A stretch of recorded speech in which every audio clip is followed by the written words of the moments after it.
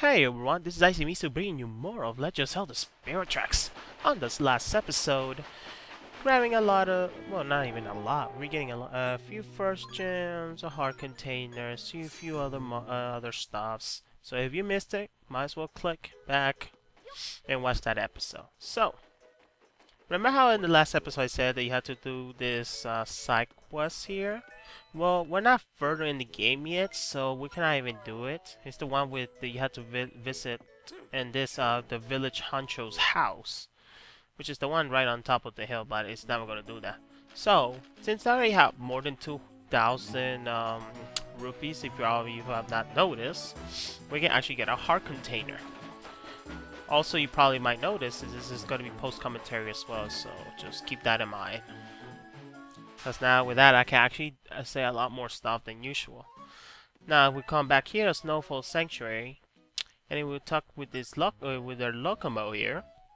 Suppose he's looking for a big vessel, but we cannot even bring one yet, because we're not. I don't think we're further in the game. We're not that further in the game. So right now, I just click just refused for now. So I just made a quick stop here because there's a heart container that costs at least 2,000 rupees. So, and I believe that has to be heart container number 10. Just like that. 3 more to go. Cool. And now, I'm gonna go get out of this, well, get out of the snow sanctuary here.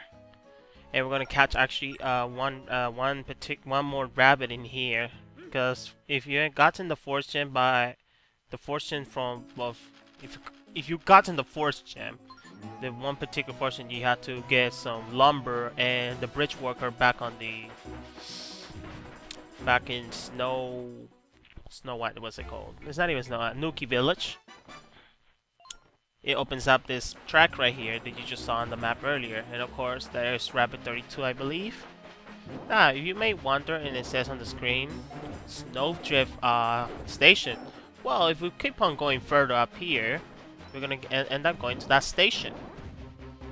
And probably, I hope this time my voice quality is actually a lot much better, because I was changing a little bit on the microphone settings. I'm trying to find out why is it the background noise was just a little bit louder, so I was trying to actually find a way to edit it, changing my microphone settings, all that good stuff. So I hope it actually sounds even better. I actually can hear my voice even clearer.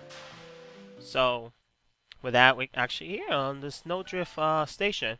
Now, this particular station is actually kind of optional, but you want to actually come here regardless, because there is a treasure you want to get here. It's just a treasure, it's not a heart container or a bond bag or anything, that kind of stuff. Anything that is particular for the quest, but this is actually going to help you out. Now, if I can... right here, I was trying to find how in the heck am I going to go through here. Okay, down here. Like I said, I vaguely remember. But I do remember how I did things in this this game. Let me. Okay, using the whip, I don't think it's a better way to approach wolfos. Better use the boomerang and just stun them. Now, as soon as we're getting in the cave, you're probably gonna see 4 stairs. Well, let me just see if I can actually get there first and actually explain things, because this is a good thing I'm doing this post commentary, because it could be a little bit confusing. It actually gives me enough time to explain. Oh, strange! I wonder who built this place and for what? Just true, Zelda. That's true. So here, those who get the order wrong will fall into darkness. Well, in here, there are 5 switches. Now, you're gonna see in the video is that I end up marking on my map that it seems that I have 6 switches instead of 5, so don't get confused there. So the idea is that there are 4 stairs here you might see on the top of your map, and these stairs will take you to these tablets that will tell you clues on how and what is the order to hit on these switches.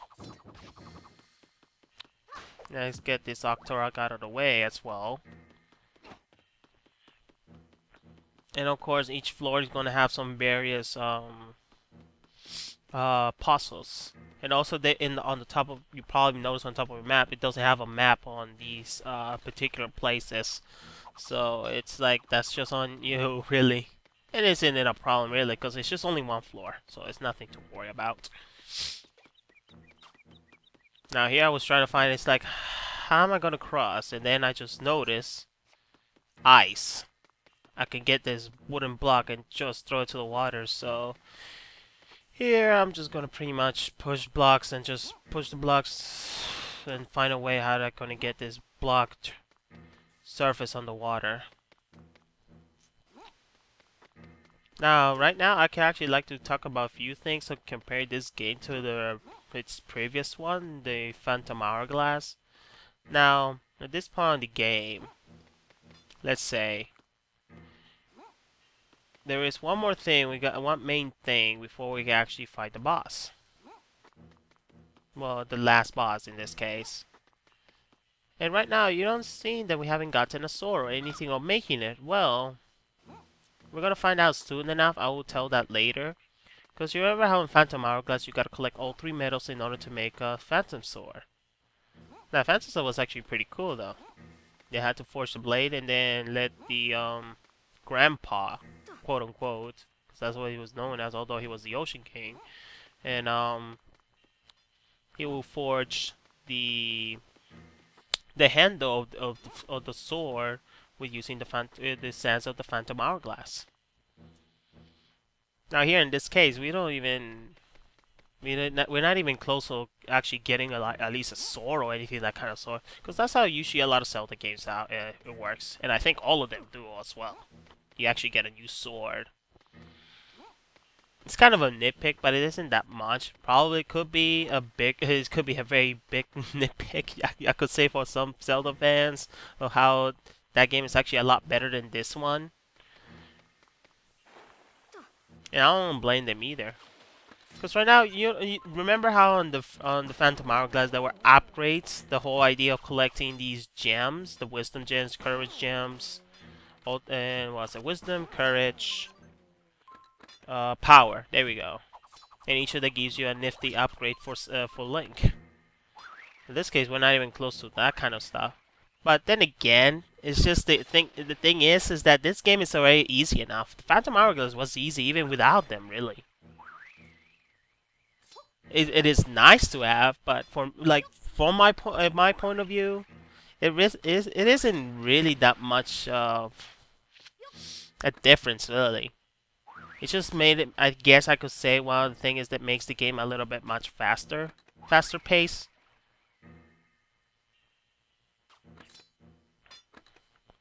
I'm sorry, I was just getting trying to get a little drink there. But here, on this tablet says the second one and the fourth one are next to each other. Okay, they're talking about there are 5 switches from left to right. The second one is the right one. It's one of the switches you got hit, and then there's the fourth one you had to hit as well. So in here in my map, actually, I ended up writing 6 switches because I thought it was 6 instead, and actually there were 5. So I was just like being a dumb and then just didn't notice about it. Because there is a certain letter how to hit them. 4, 5, and I rolled 6 for no reason. But there are 5 switches, so from left to right, 5 switches. And they said the second one and the fourth one are next to each other. So that means these two are the right one. They are the ones we had to hit. We just don't know which what order it is yet.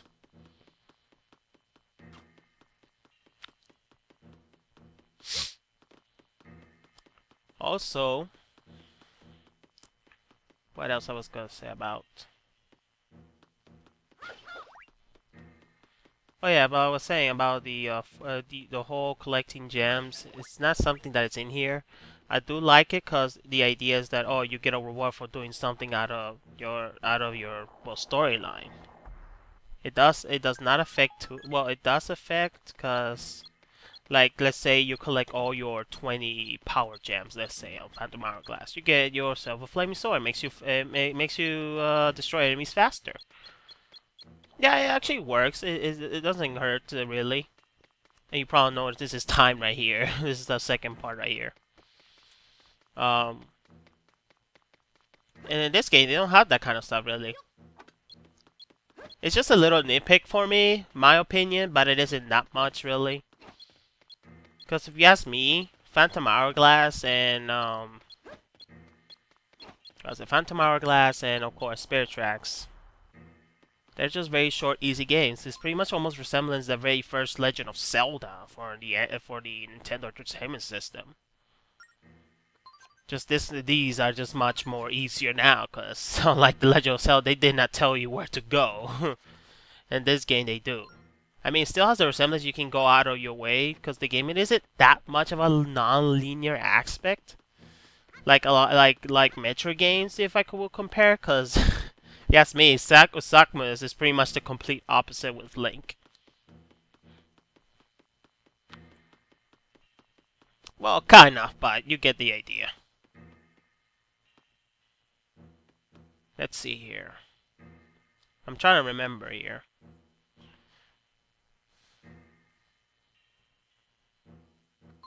Okay. Because on the last tablet said that the middle one. I think by this time now that I noticed there were actually 5 switches instead of 6. So the middle one that we're talking about on the last tablet, I think that's what it did. That one switch you don't have to hit. So that means there's only 4 switches we gotta hit. Just gotta hit it on in certain order. And actually, I like this boss room. Actually, I said actually twice. Jesus. Yeah. But like I was saying, this one enemy room is actually pretty good. You have to keep yourself up in the water if you want to defeat all these enemies. And then of course there's that ice key getting in the way. Dang ice keys. And yeah, I just keep failing off because I'm trying to do this as fast as I can. But it's like, just keep your mind, just take your time. I was like, just take your time. Alright, let's get that guy out of the way, I think, and then there we go.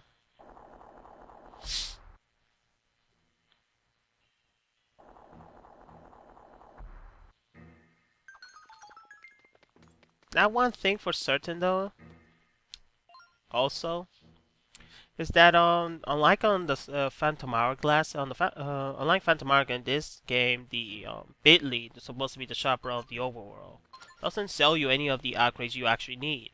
Unlike the Phantom Hourglass, you actually buy the bomb bags, the extended bomb to extend your bomb bag thing. You can get but yeah, you can actually oh my god, what I'm trying to say. So you can actually hold more bombs, rack up more points. The only problem is, it wouldn't matter because it doesn't give you anything special at the end. And that's what troubles me here even more on the Spirit Track, because you gotta go out of your way, buy rupees, and as put quote unquote useless item. You have to buy useless item to rack up points. And sometimes the items are just overpriced. And the thing is, he doesn't even sell you anything that you actually need during the game. If he actually sell you, like, let's say, bundles of arrows, not bundles of arrows, what's it? What's the proper term to use? Doesn't sell you quiver that will help you extend your so you can actually hold even more arrows, or even the same thing goes for bombs. He doesn't sell you anything that kind of stuff. So that's it's actually it changes how the game is viewed, cause what I'm trying to say. Oh yeah, and by the way, right here, I just found out right here. This tablet, the fifth switch is the third one we gotta hit. So that means that by the time here, I thought it was one. The first switch you gotta hit first. The fourth switch you gotta hit second. The second switch you had to hit fourth, and the fifth one hit third. By this time. Probably messed it around there, but I hope you actually paying attention a lot more than me. Well, you get what I mean, really. So I should be talking about more about this episode. But the thing is, this episode is a lot more straightforward. I actually want to do this pause commentary because I wanted to compare a lot of things about these two games in particular.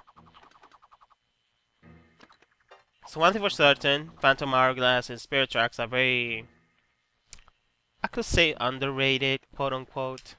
But they just, what's the word? They're not appreciated as much. There we go. That's the word I'm looking for. But yeah, the switch here is 1 right there. There's the second one, third, and fourth. And there we go. That should open the bridge, and that's it. And of course, there's another enemy room in the way. Just like, jeez, man, come on, give me a break. This could actually get a little very tricky because just the fact there's no fire. I don't remember if there's a faster way to kill other than just swing your sword at him.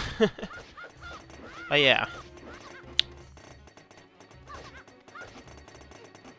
Yeah, this episode is just a lot more gossiping around based on what the two games, what's better, which is better. To me, I'll still say Spirit Tracks a lot more. It's just a lot of nitpicks in the Spirit Tracks. Cause I've been talking about it anyways throughout the whole entire Let's Play anyways as well. But anyways, until next time, I'm actually gonna talk a lot more about it. And here we're gonna get a priceless stone. I do believe you get another one, which is the regular ring, a different one, a different treasure. I'm not entirely sure, but you do get either of those two treasure. Now in here, yeah, this is how much it costs. Yeah.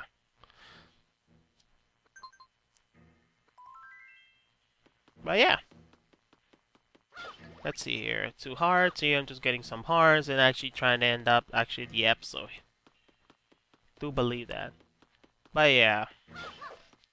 Like I said, this place is a completely option, but it gave me enough room for actually talk about things about comparing Phantom Hourglass and Spirit Tracks.